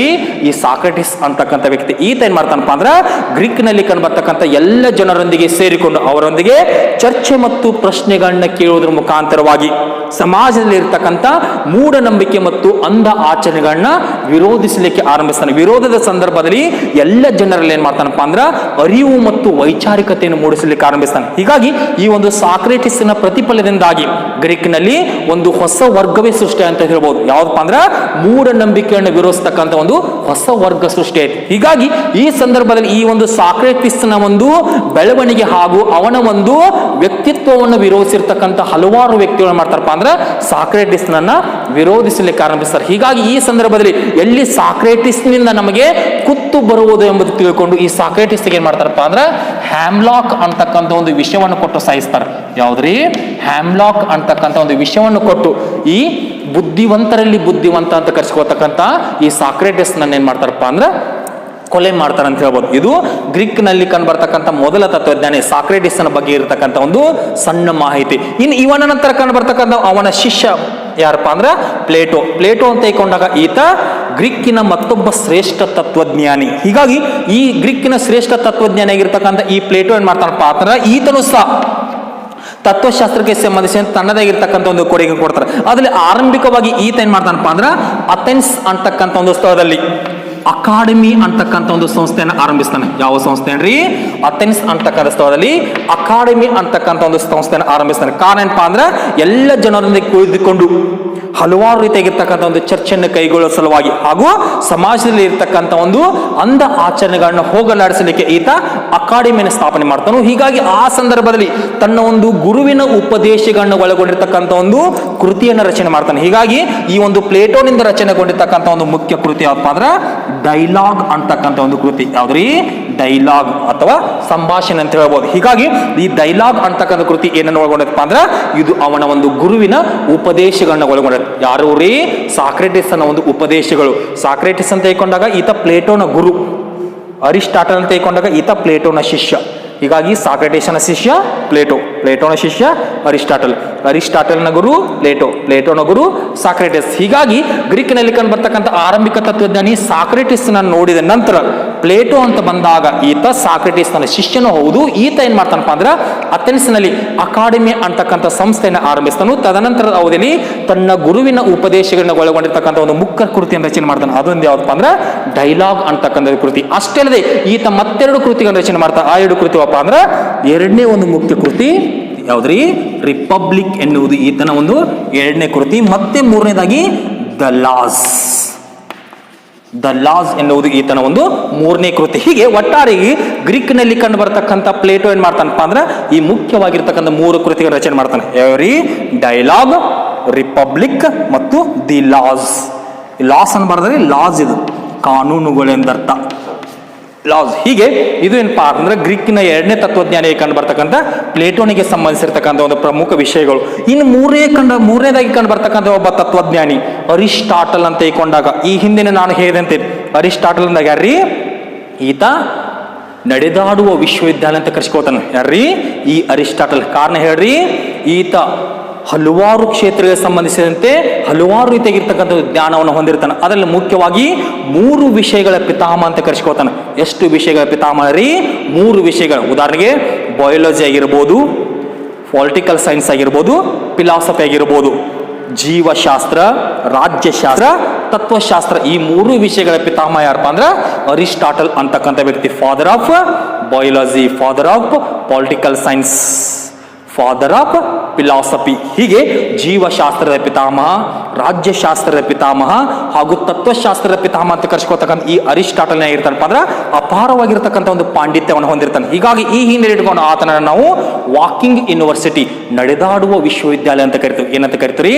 ನಡೆದಾಡುವ ವಿಶ್ವವಿದ್ಯಾಲಯ. ಹೀಗೆ ಈ ನಡೆದಾಡುವ ವಿಶ್ವವಿದ್ಯಾಲಯ ಅಂತ ಕರ್ಸ್ಕೊಳ್ತಕ್ಕಂಥ ಈ ಅರಿಸ್ಟಾಟಲ್ ಏನ್ ಮಾಡ್ತಾನಪ್ಪ ಅಂದ್ರೆ ಪ್ಲೇಟೋನ ಬಳಿ ತನ್ನ ಒಂದು ಆರಂಭಿಕ ಶಿಕ್ಷಣವನ್ನು ಪಡ್ಕೋತಾನೆ. ಹೀಗಾಗಿ ಪ್ಲೇಟೋ ಅಂತ ತೆಗೆದುಕೊಂಡಾಗ ಅರಿಸ್ಟಾಟಲ್ನ ಗುರು, ಅರಿಸ್ಟಾಟಲ್ ಅಂತ ತೆಗೆದುಕೊಂಡಾಗ ಪ್ಲೇಟೋನ ಶಿಷ್ಯ ಅಂತ ಹೇಳ್ಬೋದು. ಹೀಗಾಗಿ ಈ ಪ್ಲೇಟೋನ ಶಿಷ್ಯನಾಗಿರ್ತಕ್ಕಂಥ ಈ ಅರಿಸ್ಟಾಟಲ್ ಈತನು ಸಹ ಏನ್ ಮಾಡ್ತಾನಪ್ಪ ಅಂತಂದ್ರೆ ತತ್ವಶಾಸ್ತ್ರಕ್ಕೆ ಕ್ಷೇತ್ರಕ್ಕೆ ಸಂಬಂಧಿಸಿದಂತೆ ತನ್ನದಾಗಿರ್ತ ಕೊಡುಗೆಯನ್ನು ಕೊಡ್ತಾರೆ. ಉದಾಹರಣೆಗೆ ಆ ಸಂದರ್ಭದಲ್ಲಿ ಈತ ಪ್ಲೇಟೋನಿಂದ ಏನಾಗಿರ್ತಾನಪ್ಪ ಅಂದ್ರೆ ಅಪಾರ ಪ್ರಭಾವಕ್ಕೊಳಗಾಗಿರ್ತಾನೆ. ಕಾರಣ ಏನಪ್ಪ ಅಂದ್ರೆ ಪ್ಲೇಟೋ ತನ್ನ ಒಂದು ಕೃತಿಗಳನ್ನು ರಚನೆ ಮಾಡ್ತಕ್ಕಂಥ ಸಂದರ್ಭದಲ್ಲಿ ಅಖಂಡ ಸಮಾಜವನ್ನು 3 ವರ್ಗಗಳಾಗಿ ವಿಂಗಡಿಸಿದ್ದ. ಒಂದು ಉನ್ನತ ವರ್ಗ, 2 ಮಧ್ಯಮ ವರ್ಗ, 3 ಕೆಳವರ್ಗ. ಹೀಗೆ ಅಖಂಡ ಸಮಾಜವನ್ನು 3 ವರ್ಗಗಳಾಗಿ ವಿಂಗಡಿಸುವುದು. ಅಷ್ಟಲ್ಲದೆ ಪ್ಲೇಟೋನ ಒಂದು ಮುಖ್ಯ ಕನಸೇನಾಗಿತ್ರಿ ಆದರ್ಶ ರಾಜ್ಯದ ನಿರ್ಮಾಣ, ಐಡಿಯಲ್ ಸ್ಟೇಟ್ ಅಂತ ನಾವೇನು ಕರಿತೀರೋ ಆದರ್ಶ ರಾಜ್ಯವನ್ನು ನಿರ್ಮಾಣ ಮಾಡುವುದು ಪ್ಲೇಟೋನ ಒಂದು ಮುಖ್ಯ ಬಯಕೆಯಾಗಿರುತ್ತೆ. ಹೀಗಾಗಿ ಈ ಸಂದರ್ಭದಲ್ಲಿ ಈ ಪ್ಲೇಟೋನ ಶಿಷ್ಯನಾಗಿರ್ತಕ್ಕಂಥ ಈ ಅರಿಸ್ಟಾಟಲ್ನು ಸಹ ಏನ್ ಮಾಡ್ತಾನಪ್ಪ ಅಂತಂದ್ರೆ ತತ್ವಶಾಸ್ತ್ರಕ್ಕೆ ಸಂಬಂಧಿಸಿದಂತ ಒಂದು ಮುಖ್ಯ ಕೊಡುಗೆಯನ್ನು ಕೊಡ್ತಾನೆ. ಹೀಗಾಗಿ ಆ ಸಂದರ್ಭದಲ್ಲಿ ಈತ ಮನುಷ್ಯನನ್ನು ಏನಂತ ಕರಿತಾರಪ್ಪ ಅಂದ್ರೆ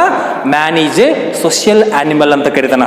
ಮಾನವ ಒಬ್ಬ ಸಮಾಜ ಜೀವಿ ಅಂತ ಕರಿತಾನೆ. ಏನಂತ ಕರೀತಾರೆ? Man is A social animal, ಮಾನವ ಒಬ್ಬ ಸಮಾಜ ಜೀವಿ ಅಂತ ಕರಿತಾನೆ ರೀ. ಇದೇ ಅರಿಸ್ಟಾಟಲ್. ಅಷ್ಟೇ ಅಲ್ಲದೆ ಈತನ ಸಹ ಮುಖ್ಯವಾಗಿ 2 ಕೃತಿಗಳನ್ನ ರಚನೆ ಮಾಡ್ತಾನೆ. ಎಷ್ಟು ಕೃತಿಗಳನ್ರಿ? 2 ಕೃತಿ. ಆ 2 ಕೃತಿಗಳಪ್ಪ ಅಂದ್ರೆ ಒಂದು ದ ಪಾಲಿಟಿಕ್ಸ್, ಇನ್ನೊಂದು the history of animals. The history of animals. ಹೀಗೆ ಇವೆರಡು ಕೃತಿಗಳಪ್ಪ ಅಂದ್ರೆ ಅರಿಸ್ಟಾಟಲ್ಗೆ ಸಂಬಂಧಿಸಿರ್ತಕ್ಕಂಥ ಒಂದು ಮುಖ್ಯ ಕೃತಿಗಳು ಅಂತ ಹೇಳ್ಬೋದು. ಹೀಗೆ ಒಟ್ಟಾರೆಯಾಗಿ ಗ್ರೀಕರ ಒಂದು ಸಾಂಸ್ಕೃತಿಕ ಕೊಡುಗೆಯನ್ನು ನೋಡ್ತಕ್ಕಂಥ ಸಂದರ್ಭದಲ್ಲಿ ಅವರ ಕಾಲಾವಧಿಯ ಒಂದು ತತ್ವಶಾಸ್ತ್ರ ಅಂತ ತೆಗೆದುಕೊಂಡಾಗ ಇಲ್ಲಿ ಈ ತತ್ವಶಾಸ್ತ್ರ ಕ್ಷೇತ್ರಕ್ಕೆ ಸಂಬಂಧಿಸಿದಂತೆ ಅಪಾರವಾಗಿರ್ತಕ್ಕಂಥ ಒಂದು ಕೊಡುಗೆಯನ್ನು ಕೊಡ್ತಾ ಇರ್ತವೆ. ಅದರಲ್ಲಿ ಮುಖ್ಯವಾಗಿ 3 ಜನ ತತ್ವಜ್ಞಾನಿಗಳು ಕಂಡು ಬಂದರು. ಒಂದು ಸಾಕ್ರೆಟಿಸ್ ಅಂತಕ್ಕಂಥ ವ್ಯಕ್ತಿ, ನಂತರ ಆತನ ಶಿಷ್ಯನಾಗಿರ್ತಕ್ಕಂಥ ಪ್ಲೇಟೋ ಅಂತಕ್ಕಂಥ ವ್ಯಕ್ತಿ, ನಂತರ ಆತನ ಶಿಷ್ಯನಾಗಿರ್ತಕ್ಕಂಥ ಅರಿಸ್ಟಾಟಲ್. ಹೀಗೆ ಈ 3 ಬಗ್ಗೆ ಏನ್ ಮಾಡಿದಪ್ಪ ಅಂದ್ರೆ ಈ ಒಂದು ಸಂಕ್ಷಿಪ್ತ ಮಾಹಿತಿಯನ್ನು ತಿಳ್ಕೊಂಡು ಇನ್ನು ತದನಂತರ ಅವಧಿಯಲ್ಲಿ ಈ ತತ್ವಶಾಸ್ತ್ರವನ್ನು ನೋಡಿದ ನಂತರ ನಾವೇನ್ ಮಾಡೋಣಪ್ಪ ಅಂದ್ರೆ ಗ್ರೀಕರ ಕಾಲಾವಧಿಯಲ್ಲಿ ಕಂಡು ಬರ್ತಕ್ಕಂಥ ಕಲೆ ಮತ್ತು ವಾಸ್ತುಶಿಲ್ಪದ ಬಗ್ಗೆ ತಿಳ್ಕೊಳ್ಳೋಣ. ಯಾವುದ್ರ ಬಗ್ಗೆ ರೀ? ಗ್ರೀಕರ ಕಾಲಾವಧಿಯಲ್ಲಿ ಕಂಡು ಬರ್ತಕ್ಕಂಥ ಕಲೆ ಮತ್ತು ವಾಸ್ತುಶಿಲ್ಪ, ಆರ್ಟ್ ಅಂಡ್ ಆರ್ಕಿಟೆಕ್ಚರ್. ಗ್ರೀಕರ ಕಾಲಾವಧಿಯಲ್ಲಿ ಕಂಡುಬರ್ತಕ್ಕಂಥ ಕಲೆ ಮತ್ತು ವಾಸ್ತುಶಿಲ್ಪ ಅಂತ ತಿಳ್ಕೊಂಡಾಗ ಅವರ ಕಾಲಾವಧಿಯ ಒಂದು ಪ್ರಮುಖ ಸ್ಮಾರಕಗಳು ಆರಂಭಿಕವಾಗಿ ಏನಾಗಿ ಮಾಡ್ತಿರ್ತಪ್ಪ ಅಂದ್ರೆ ಕಟ್ಟಿಗೆ ಮತ್ತು ಮರವನ್ನ ಬಳಕೆ ಮಾಡಿಕೊಂಡು ತಮ್ಮ ಒಂದು ಸ್ಮಾರಕಗಳನ್ನಾಗಲಿ ಅಥವಾ ಕಟ್ಟಡಗಳನ್ನ ನಿರ್ಮಾಣ ಮಾಡ್ತಿದ್ರು. ತದನಂತರದ ಅವಧಿಯಲ್ಲಿ ಮಾಡಿರಪ್ಪ ಅಂದ್ರೆ ಕಲ್ಲು ಮತ್ತು ಸುಟ್ಟ ಇಟ್ಟಿಗೆಗಳನ್ನ ಬಳಸಿಕೊಂಡು ಏನ್ ಮಾಡಿರಪ್ಪ ಅಂದ್ರೆ ತಮ್ಮ ಒಂದು ಕಟ್ಟಡಗಳನ್ನ ಕಟ್ಟಲಿಕ್ಕೆ ಆರಂಭಿಸಿದ್ರು. ಹೀಗೆ ಒಟ್ಟಾರೆಯಾಗಿ ಗ್ರೀಕರ ಕಾಲಾವಧಿಯ ಒಂದು ಕಲೆ ಮತ್ತು ವಾಸ್ತುಶಿಲ್ಪ ಅಂತ ತಿಳ್ಕೊಂಡಾಗ ಅವರು ಒಂದು ವಾಸ್ತುಶಿಲ್ಪದಲ್ಲಿ ಮುಖ್ಯವಾಗಿ 3 ಶೈಲಿಗಳಿದ್ದು. ಎಷ್ಟು ಶೈಲಿಗಳು ರೀ? 3 ಶೈಲಿಗಳು. ಆ 3 ಶೈಲಿಗಳಪ್ಪ ಅಂದ್ರೆ ಒಂದು ಡೋರಿಕ್, 2 ಅಯೋನಿಕ್, 3 ಕೊರಿಂಥಿಯನ್. 3 ಕೊರಿಂಥಿಯನ್. ಹೀಗೆ ಗ್ರೀಕರ ಕಾಲಾವಧಿ ಒಂದು ಕಲೆ ಮತ್ತು ವಾಸ್ತುಶಿಲ್ಪ ತೆಗೆದುಕೊಂಡಾಗ ಅವರ ಕಾಲಾವಧಿಯಲ್ಲಿ ವಾಸ್ತುಶಿಲ್ಪಕ್ಕೆ ಸಂಬಂಧಿಸಿದಂತೆ 3 ಶೈಲಿಗಳು ಕಂಡು ಬರ್ತಾವೆ. ಒಂದು ಡೋರಿಕ್, 2 ಅಯೋನಿಕ್, 3 ಕೊರಿಂಥಿಯನ್. ಹೀಗೆ ಈ 3 ಶೈಲಿಗಳಲ್ಲಿ ಹಲವಾರು ಸ್ಮಾರಕ ರಚನೆಗೂ ಅದರಲ್ಲಿ ಮುಖ್ಯವಾಗಿರ್ತಕ್ಕಂಥ ಸ್ಮಾರಕ ಅಂದಾಗ ಪಾರ್ಥೆನಾನ್ ದೇವಾಲಯ. ಯಾವ್ದ್ರಿ? ಪಾರ್ಥೆನಾನ್ ದೇವಾಲಯ. ಇದು ಪೆರಿಕ್ಲಿಸ್ನ ಕಾಲಾವಧಿಯಲ್ಲಿ ಅಥೆನ್ಸ್ ನಗರದಲ್ಲಿ ನಿರ್ಮಾಣ ಆಗತ್ತೆ. ಯಾವ ನಗರದಲ್ಲಿ? ಪೆರಿಕ್ಲಿಸ್ನ ಕಾಲಾವಧಿಯಲ್ಲಿ ಅಥೆನ್ಸ್ ನಗರದಲ್ಲಿ ನಿರ್ಮಾಣ ಆಗತ್ತೆ. ಹೀಗಾಗಿ ಈ ಅಥೆನ್ಸ್ ನಗರದಲ್ಲಿ ನಿರ್ಮಾಣಗೊಂಡಿರ್ತಕ್ಕಂಥ ಈ ಪಾರ್ಥೆನಾನ್ ದೇವಾಲಯ ಅಂತ ತಿಳ್ಕೊಂಡಾಗ ಇದು ಮುಖ್ಯವಾಗಿ 3 ಶೈಲಿಗಳನ್ನ ಒಳಗೊಂಡಿರುತ್ತೆ. ಎಷ್ಟು ಶೈಲಿಗಳನ್ರಿ? 3 ಶೈಲಿಗಳನ್ನ. ಯಾವ್ರಿ? ಡೋರಿಕ್, ಅಯೋನಿಕ್, ಕೊರಿಂಥಿಯನ್. ಹೀಗೆ ಈ 3 ಶೈಲಿಗಳನ್ನು ಒಳಗೊಂಡಿರ್ತಕ್ಕಂಥ ಈ ಪಾರ್ಥೆನಾನ್ ದೇವಾಲಯ ಅಂತ ತಿಳ್ಕೊಂಡಾಗ ಈ ಪಾರ್ಥೆನಾನ್ ದೇವಾಲಯದಲ್ಲಿ ಸುಂದರವಾಗಿರ್ತಕ್ಕಂಥ ಅಥೇನಾ ದೇವತೆಯ ಒಂದು ವಿಗ್ರಹ ಕಂಡು ಬರುತ್ತೆ. ಯಾವ ದೇವತೆ ರೀ? ಅಥೇನಾ ದೇವತೆಯ ಒಂದು ವಿಗ್ರಹ. ಹೀಗಾಗಿ ಈ ದೇವತೆಯ ವಿಗ್ರಹ ರಚನೆ ಮಾಡ್ತಕ್ಕಂಥ ವ್ಯಕ್ತಿ ಯಾರಪ್ಪ ಅಂತಂದ್ರೆ ಫಿಡಿಯಾಸ್ ಅಂತಕ್ಕಂಥ ವ್ಯಕ್ತಿ. ಯಾರ್ರೀ? ಈ ಫಿಡಿಯಾಸ್ ಅಂತಕ್ಕಂಥ ವ್ಯಕ್ತಿ ಕೆತ್ತಿರುವ ಅಥೇನಾ ದೇವತೆಯ ಒಂದು ಸುಂದರವಾಗಿರ್ತಕ್ಕಂಥ ವಿಗ್ರಹ ಕಂಡುಬರುತ್ತೆ. ಅಷ್ಟೇ ಅಲ್ಲದೆ ಆಕ್ಟಿನಸ್ ಅಂತಕ್ಕಂಥ ಶಿಲ್ಪಿ. ಯಾರ್ರೀ? ಆಕ್ಟಿನಸ್ ಅಂತಕ್ಕಂಥ ಶಿಲ್ಪಿ ಕೆತ್ತಿರ್ತಕ್ಕಂಥ ಸುಂದರ 46 ಡೋರಿಕ್ ಕಂಬಗಳು ಕಂಡುಬರ್ತವೆ. ಎಷ್ಟ್ರೀ? ಸುಂದರ 46 ಡೋರಿಕ್ ಕಂಬಗಳು ಕಂಡುಬರ್ತವೆ. ಯಾವ್ರಿ? ಈ ಒಂದು ಪಾರ್ಥೇನನ್ ದೇವಾಲಯದಲ್ಲಿ. ಇದಿಷ್ಟೇನಪ್ಪ ಅಂದ್ರೆ ಅವರ ಕಾಲಾವಧಿಯ ಕಲೆ ಮತ್ತು ವಾಸ್ತುಶಿಲ್ಪಕ್ಕೆ ಸಂಬಂಧಿಸಿರ್ತಕ್ಕಂಥ ಒಂದು ಸಂಕ್ಷಿಪ್ತ ಪರಿಚಯ ಅಂತ ಹೇಳ್ಬೋದು. ಇನ್ನು ಅಷ್ಟೇ ಅಲ್ಲದೆ ಇದೇ ಪಾರ್ಥೇನನ್ ದೇವಾಲಯ ತದನಂತರ ಶಕ 5ನೇ ಶತಮಾನದಲ್ಲಿ ಏನಾಗತ್ತಪ್ಪ ಅಂತಂದ್ರೆ ಇದೊಂದು ಚರ್ಚ್ ಆಗಿ ಮಾರ್ಪಡೋದು. ಹೀಗೆ ಈ ಒಂದು ಚರ್ಚ್ ಆಗಿ ಮಾರ್ಪಡೋದು ಅಷ್ಟೇ ಅಲ್ಲದೆ ತದನಂತರ ಅವಧಿಯಲ್ಲಿ 16ನೇ ಶತಮಾನದ ಅವಧಿಯಲ್ಲಿ, ಉದಾಹರಣೆಗೆ 1640ರ ಅವಧಿಯಲ್ಲಿ ಇದನ್ನೇನ್ ಮಾಡ್ತಾರಪ್ಪ ಅಂದ್ರೆ ಒಂದು ಮಸೀದಿಯಾಗಿ ಬಳಕೆ ಮಾಡ್ತಾರೆ. ತದನಂತರ ಅವಧಿಯಲ್ಲಿ 1680ರ ಅವಧಿಗೆ ಬಂದಾಗ ಈ ಒಂದು 1680ರಿಂದ 87ರ ಅವಧಿಯಲ್ಲಿ ಇದೇ ಪಾರ್ಥೇನನ್ ದೇವಾಲಯವನ್ನ ಒಂದು ಉಗ್ರಾಣವನ್ನಾಗಿ ಬಳಕೆ ಮಾಡ್ತಾರೆ. ತದನಂತರದಲ್ಲಿ ಇದನ್ನ ಒಂದು ಅಣುಬಾಂಬುಗಳಿಂದ ಸ್ಫೋಟಗೊಳಿಸಿ ಈ ಒಂದು ತದನಂತರದಲ್ಲಿ ಇದನ್ನ ಬಾಂಬುಗಳನ್ನ ಸಿಡಿಸುವ ಮುಖಾಂತರ ಸ್ಫೋಟಗೊಳಿಸಿ ಈ ಒಂದು ದೇವಾಲಯವನ್ನ ನಾಶ ಮಾಡ್ತಾರೆ. ಇದಿಷ್ಟು ಏನಪ್ಪಾ ಅಂದ್ರೆ ಪಾರ್ಥೇನನ್ ದೇವಾಲಯದ ಬಗ್ಗೆ ಇರತಕ್ಕಂಥ ಒಂದು ಸಣ್ಣ ಮಾಹಿತಿ ಅಂತ ಹೇಳ್ಬೋದು. ಹೀಗೆ ಈ ಒಂದು ಗ್ರೀಕರ ಕಾಲಾವಧಿಯಲ್ಲಿ ಕಂಡುಬರ್ತಕ್ಕಂಥ ಆರ್ಟ್ ಅಂಡ್ ಆರ್ಕಿಟೆಕ್ಚರ್, ಕಲೆ ಮತ್ತು ವಾಸ್ತುಶಿಲ್ಪವನ್ನು ನೋಡಿದ ನಂತರ ತದನಂತರದ ಅವಧಿಯಲ್ಲಿ ನಾವೇನ್ ಮಾಡೋಣಪ್ಪ ಅಂದ್ರೆ ಈ ಒಂದು ಗ್ರೀಕರ ಕಾಲಾವಧಿಯ ಸಂಬಂಧಿಸಿರ್ತಕ್ಕಂಥ ಕ್ರೀಡಾ ಕ್ಷೇತ್ರದ ಬಗ್ಗೆ ತಿಳಿದುಕೋಣ. ಯಾವ ಕ್ಷೇತ್ರ ರೀ? ಕ್ರೀಡಾ ಕ್ಷೇತ್ರ. ಹೀಗೆ ಗ್ರೀಕರ ಕಾಲಾವಧಿಯಲ್ಲಿ ಕಂಡುಬರ್ತಕ್ಕಂಥ ಒಂದು ಸ್ಪೋರ್ಟ್ ಕ್ರೀಡಾ ಕ್ಷೇತ್ರವನ್ನು ತೆಗೆದುಕೊಂಡಾಗ ಈ ಗ್ರೀಕರು ಕ್ರಿಸ್ತ ಪೂರ್ವ 776ರಲ್ಲಿ ಒಲಿಂಪಿಕ್ ಕ್ರೀಡೆಗಳನ್ನ ಆರಂಭಿಸ್ತಾರೆ. ಯಾವ ಕ್ರೀಡೆಗಳನ್ರಿ? ಕ್ರಿಸ್ತ ಪೂರ್ವ 776ರಲ್ಲಿ ಒಲಿಂಪಿಕ್ ಕ್ರೀಡೆಗಳನ್ನ ಆರಂಭಿಸ್ತಾರೆ. ಒಲಿಂಪಿಯಾಸ್ ದೇವತೆಯ ಒಂದು ಹಬ್ಬದ ಆಚರಣೆಯ ನೆನಪಿಗಾಗಿ ಈ ಒಂದು ಒಲಿಂಪಿಕ್ ಕ್ರೀಡೆಗಳನ್ನ ಆರಂಭಿಸ್ತಾರೆ. ಹೀಗಾಗಿ ಇಡೀ ವಿಶ್ವದಲ್ಲಿ ಒಲಿಂಪಿಕ್ ಕ್ರೀಡೆಗಳು ಆರಂಭವಾದ ಮೊಟ್ಟ ಮೊದಲ ಬಾರಿಗೆ ಗ್ರೀಕ್ನಲ್ಲಿ. ಯಾವಾಗ್ರಿ? ಕ್ರಿಸ್ತ ಪೂರ್ವ 776. ಹೀಗೆ ಈ ಒಂದು 776ರಲ್ಲಿ ಒಲಿಂಪಿಕ್ ಕ್ರೀಡೆಗಳು ಆರಂಭವಾಗುವುದು ಅಷ್ಟೇ ಅಲ್ಲದೆ ಈ ಒಂದು ಕ್ರೀಡೆಗಳಲ್ಲಿ ಹಲವಾರು ರೀತಿಯಾಗಿರ್ತಕ್ಕಂಥ ಒಂದು ಕ್ರೀಡೆಗಳು ಕಂಡು ಬರ್ತಾವೆ. ಜೊತೆಗೆ ಇವರ ಕಾಲಾವಧಿಯಲ್ಲಿ ಏನಾಯ್ತಪ್ಪ ಅಂದ್ರೆ ಮ್ಯಾರಥಾನ್ ಅಂತಕ್ಕಂಥ ಒಂದು ಓಟ ಆರಂಭ ಆಯ್ತು. ಯಾವ್ದ್ರಿ? ಮ್ಯಾರಥಾನ್ ಅಂತಕ್ಕಂಥ ಒಂದು ಓಟ. ಹೀಗಾಗಿ ಈ ಮ್ಯಾರಥಾನ್ ಓಟ ಯಾರ ಜ್ಞಾಪಕವಾಗಿ ಆರಂಭ ಆಯ್ತು ಹೇಳ್ರಿ? ಇದು ಫಿಲಿಪೈಡ್ ಅಂತಕ್ಕಂಥ ವ್ಯಕ್ತಿಯ ಜ್ಞಾಪಕಾರ್ಥವೇ. ಕಾರಣ ಹೇಳ್ರಿ, ಈ ಹಿಂದೆ ನಡೆದಂತೆ ಪರ್ಷಿಯನ್ರೊಂದಿಗೆ ನಡೆದಿರ್ತಕ್ಕಂಥ ಒಂದು ಯುದ್ಧದಲ್ಲಿ ಗ್ರೀಕರು ಏನ್ ಮಾಡ್ತಾರ್ರಿ?